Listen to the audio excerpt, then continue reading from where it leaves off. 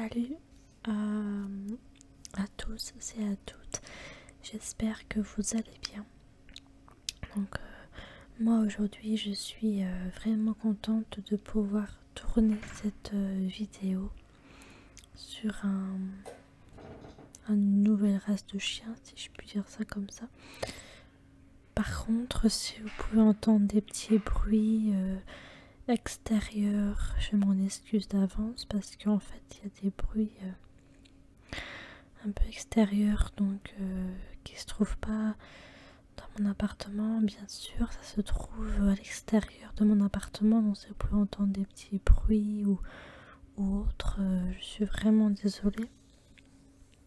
C'est que si vous pouvez entendre des petits bruits, vraiment excusez-moi. Donc là on va parler de ce chien, de cette jolie race qui s'appelle le terrier tibétain. Je sais pas si vous connaissez cette race. Alors moi je la connaissais mais vaguement en fait, cette race. Je la connais pas vraiment en fait. Peut-être juste un tout petit peu, et encore c'est pas un chien que je connais énormément. Enfin une race où je connais énormément. Mais je connais un petit peu quand même le terrier tibétain, un tout petit peu. Mais ça reste sans plus, hein. C'est vraiment vaguement que je le connais, hein. Donc voilà.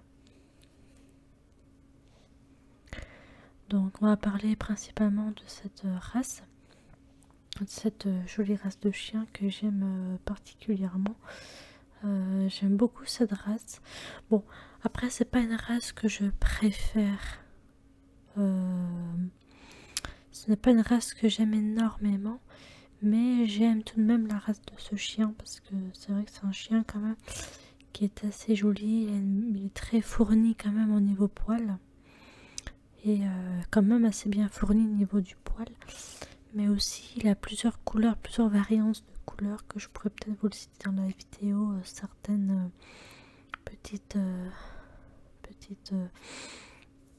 des différentes couleurs en fait de cette race. Ça peut peut-être être original et sympa à expliquer et à vous dire aussi par la même occasion, donc voilà. Bon bah écoutez, on va commencer par son club de race à ce chien. Donc son club de race, c'est le club des chiens tibétains de France. Voilà, c'est un chien qui vient de France, notamment cette race que je suis en train de vous parler. Voilà. Donc maintenant on va parler, j'ai peut-être pas grand chose à vous dire sur son club de race, pas spécialement en tout cas, mais c'est déjà un bon début à ce niveau club de race. Donc je peux juste vous dire que cette vidéo va être légèrement... elle sera pas très longue. Elle sera peut-être une vidéo qui durera peut-être 20 minutes, un truc, quelque chose comme ça, quoi. Elle va pas durer très longtemps comme vidéo. Une vingtaine de minutes, je pense, à peu près, quoi. À peu près, je pense. Donc, on va parler de sa description générale un petit peu du chien, un petit peu. Donc, sa description générale, on va parler un peu de ça, vous parler un peu de sa description générale du chien en général, comment il est en général en fait. Donc c'est parti. Bien entendu, avant de commencer, si vous avez des questions, si vous avez des suggestions ou autres, surtout n'hésitez pas, je suis là aussi pour vous écouter, je suis là aussi pour vous expliquer des choses peut-être que vous ne savez pas sur la race, ou peut-être même des choses que je n'ai peut-être pas dictées dans la vidéo, des choses que j'ai peut-être pas dit non plus. Donc surtout, n'hésitez pas à me dire ça en commentaire. Donc voilà. Le terrier tibétain est un chien de taille moyenne, 37 à 41 cm, puissamment charpenté et carré de corps avec un poil abondant. Une belle chute de poils recouvre sa tête, tombant en avant sur les yeux et le museau. Sa queue garnie de longs poils est portée haut et gaiement au-dessus du dos, comme un panache de cassoir. Ses pieds sont ronds, larges et plats, produisent un effet de raquette de neige qui lui évite de glisser sur les terrains verglacés. toutes les couleurs sont admises pour sa robe sauf le chocolat. Extrêmement intelligent, sensible, fidèle et affectueux, le terrier tibétain n'est pas en moins prudent et réservé envers les étrangers. Donc voilà un petit peu pour sa description générale qui concernait le chien un petit peu. Donc je pense que vous avez su à peu près au niveau de sa taille moyenne. C'est pas un très grand chien comme déjà vous pouvez le constater. C'est un chien vraiment de taille moyenne. C'est pas un petit ni un grand chien, c'est un chien de taille moyenne tout simplement. Qui fait vraiment entre 37 à 41 cm. Donc il n'est pas très grand évidemment. C'est pas un très grand chien non plus. Il a vraiment un bon poil long, ça se voit qu'il a un poil qui recouvre sa tête comme son museau. On voit à peine ses yeux, enfin c'est vraiment un chien qui a un poil qui le recouvre totalement. Et en même temps, il a des pieds si ronds, ses pieds sont ronds tout simplement, il a des pieds ronds, des pattes rondes, enfin des pieds ronds si je puis dire, et plats, qui produisent un effet de raquette. Comme si, de neige, et lui évite de glisser sur les terrains verglacés. Ça évite que le chien glisse sur des terrains verglacés. Ça évite que le chien glisse ou qu'il chute sur du verglacé. Donc, du coup, c'est vraiment... Ce chien, je dirais pas qu'il est fait pour la neige, mais c'est juste que s'il y a des cas où il neigerait vraiment, il peut résister avec ses pattes ça lui éviterait qu'il glisse sur des terrains verglacés, tout simplement. Et pour parler un peu de sa couleur, toutes les couleurs sont admises à part le chocolat. La couleur chocolat du chien, il n'est pas admise. C'est toutes les couleurs comme du blanc, du noir, du gris jusqu'au bleu, je sais pas, mais il y a toutes les couleurs sont admises à part la couleur chocolat, la couleur marron qui n'est pas admise du coup. Donc voilà. Vraiment, quand j'ai chocolat, c'est vraiment très très foncé, quoi. Une couleur très foncée qui n'est pas admise du tout. Et on dit bien que c'est un chien extrêmement intelligent, donc il est extrêmement intelligent, un peu comme tout race de chiens, qui sont tous intelligents. Il est sensible, très sensible, ce chien. Il est très fidèle et très affectueux par la même occasion. Et il est prudent aussi, forcément, et réservé envers les étrangers, donc envers les autres personnes qui ne connaissent pas forcément. Donc voilà. Donc pour en revenir à sa taille un peu du chien, toujours, là j'ai précisé 36 à 41 cm, mais bon, c'est tout de même un tout petit peu la même chose. Bon, c'est sûr, j'ai dit 37 à 41 cm, mais il peut faire 36 à 41 cm. Oui, ça dépend. Je pense que la femelle comme le mâle font à peu près le même poids. Enfin, la même taille, je voulais dire, excusez-moi. Je pense que le mâle et la femelle font quasi la même taille, pratiquement. Et pour parler un peu de son poids, NP. Bon, je pense que ça veut dire poids net, mais je vais pas forcément vous le dire. Mais je pense que le poids est presque... on compte 36 à 41 cm. Ouais, faut juste s'imaginer à peu près quel poids peut faire le chien, mais il doit pas être très très gros, c'est pas un très gros chien de toute façon à la base. C'est un chien de taille moyenne, donc forcément ce n'est pas un grand chien. Donc voilà. Ensuite au niveau de son poil, on va parler un petit peu. Poil double, sous-poil fin et laineux. Poil de couverture abondant fin. Donc c'est un chien qui a le poil double, sous-poil, donc il a un sous-poil très fin, assez fin, et laineux, donc un peu laineux quand même, et un poil de couverture abondant fin, c'est ce que je vous ai un peu cité tout à l'heure, du coup. Excusez-moi si vous pouvez entendre des petits miaulements, des petits bruits, c'est mon chat. Voilà. D'ailleurs récemment là je vous ferai un peu de vidéos sur elle, je pense aussi récemment un petit peu là, je pense qu'après cette vidéo aussi je vous tournerai aussi après des vidéos sur mon chat un petit peu, je pense aussi vous leur montrer un petit peu, etc. Je pense que je vous la montrerai un peu plus après dans une prochaine vidéo après celle-ci. Je pense que je vous montrerai un peu plus mon chat, peut-être après vous voir juste pour que vous puissiez avoir un peu de ses nouvelles aussi, peut-être un petit peu, enfin bon, C'est toujours très sympa. Quand même, et le partage, j'aime énormément. Le partage YouTube, vidéo, le partage, c'est vraiment quelque chose que j'apprécie énormément, donc tout comme vous, je pense aussi. Maintenant, on parle de son historique, donc de l'histoire un peu de ce chien-là. Élevé depuis plus de 2000 ans dans les monastères du Tibet, les Tibétains le nommaient petite personne. Le terrier tibétain accompagnait à l'époque les cavernes à travers le Tibet de la Chine. Les premiers sujets furent emportés en Angleterre par le docteur Annie Gregg en 1920. Donc c'est vrai que pour son histoire, j'ai peut-être pas grand-chose à dire. Hein. C'est vrai que son histoire était assez courte. Mais en même temps, c'est vrai que son histoire, c'était pas énorme, je trouvais. Mais c'est déjà pas mal au niveau de son historique, de son histoire. C'est vrai que c'était pas énorme, mais c'est déjà ça. Que vous avez peut-être su un petit peu au niveau de son histoire. Donc c'est vrai que ce chien, il est élevé depuis 2000 ans. Donc ça fait quand même beaucoup, je trouve. Voilà, un petit peu. Et en même temps, la compagnie à l'époque des caravanes, ouais, c'est des caravanes, excusez-moi, j'étais mal prononcé avant peut-être. Mais la compagnie à l'époque des caravanes à travers le Tibet et la Chine. Donc en fait, il faisait le Tibet et un peu la Chine en fait. Il faisait un peu les deux, du coup, ce chien-là.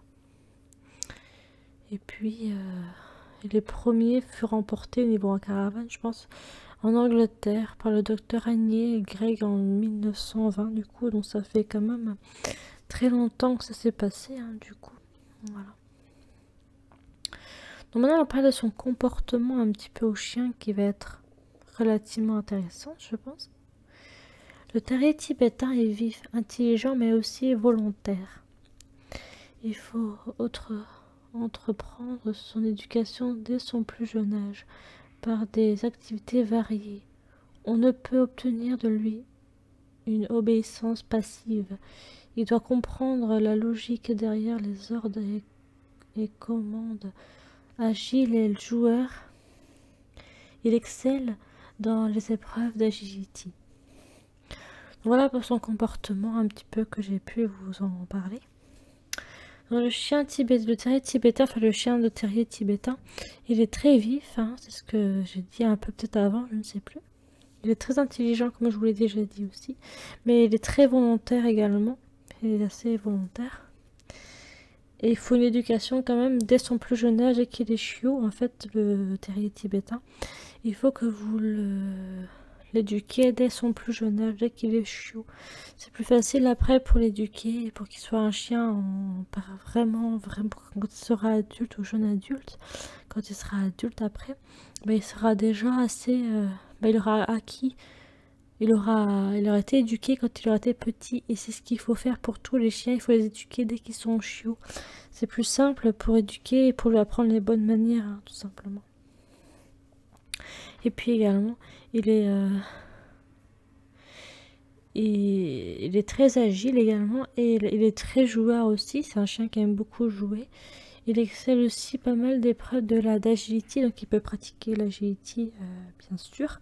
Ce chien peut pratiquer l'agility et ça, c'est un sport que j'aime énormément aussi. Bien sûr que je n'ai jamais encore fait parce que l'agility, je n'ai jamais fait de l'agility en temps réel.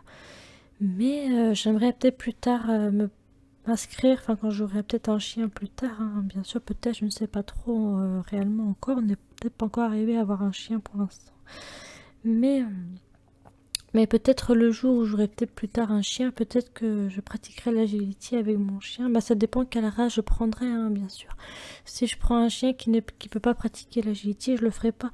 Mais bon, après, ça dépend aussi de la situation. Bah, ça dépend quelle race je prendrai comme chien, ou ça dépend aussi, quoi. Donc, bon, après, je suis pas encore vraiment arrivée à ce stade-là, mais peut-être plus tard, je me déciderai après quelle race réellement je prendrai. Après ça, je le sais pas trop encore vraiment. Et puis, je suis pas encore arrivée là à prendre un chien pour l'instant. J'en veux pas.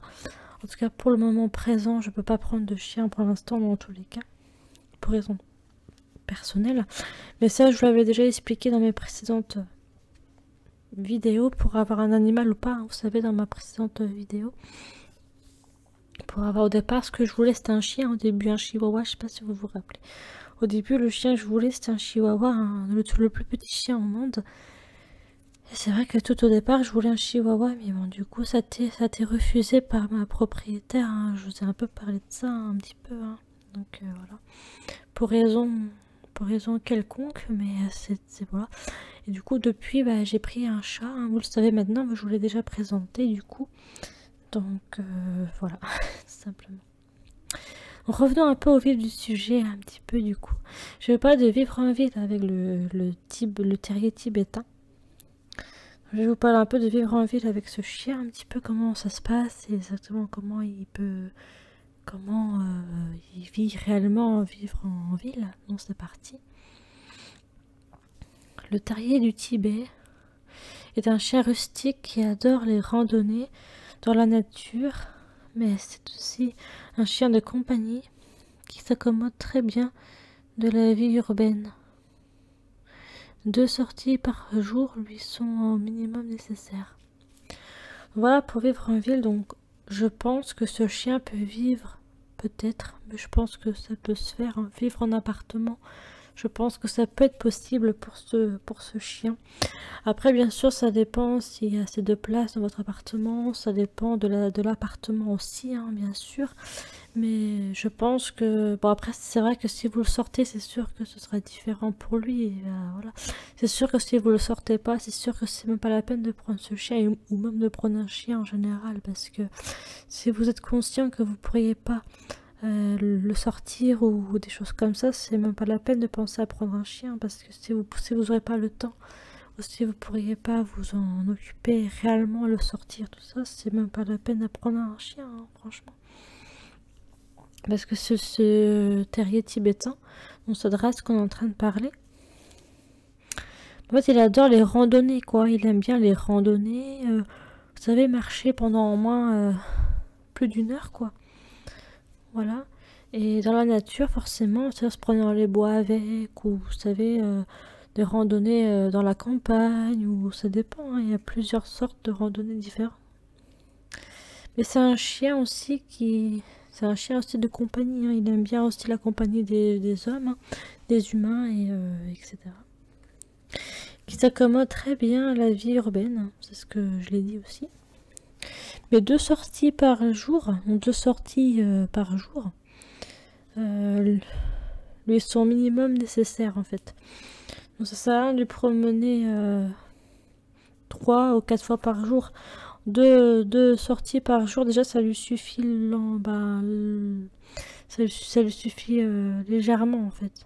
Ça lui suffit vraiment bien, parce que si vous le prenez plus de 3 fois par jour ou 3 fois par jour, ça peut lui faire un peu long.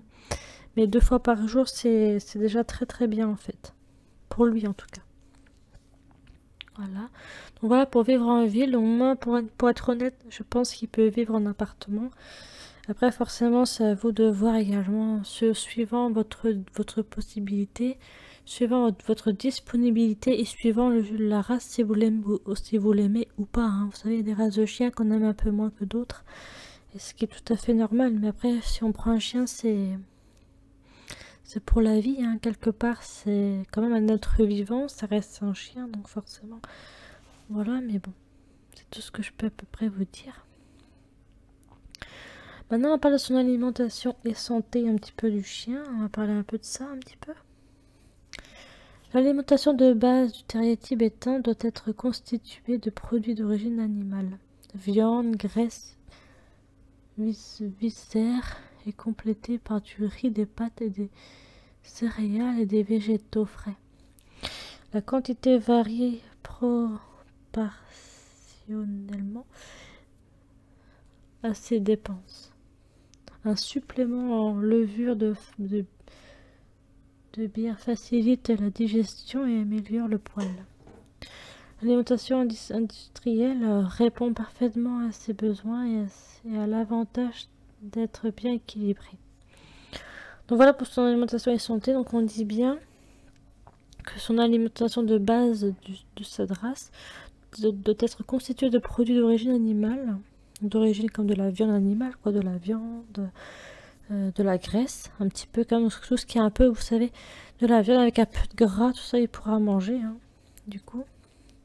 Des viscères complétés par du riz, donc il aime compléter la viande ou des choses comme ça avec du riz un petit peu et des pâtes, des céréales et des végétaux frais, quoi.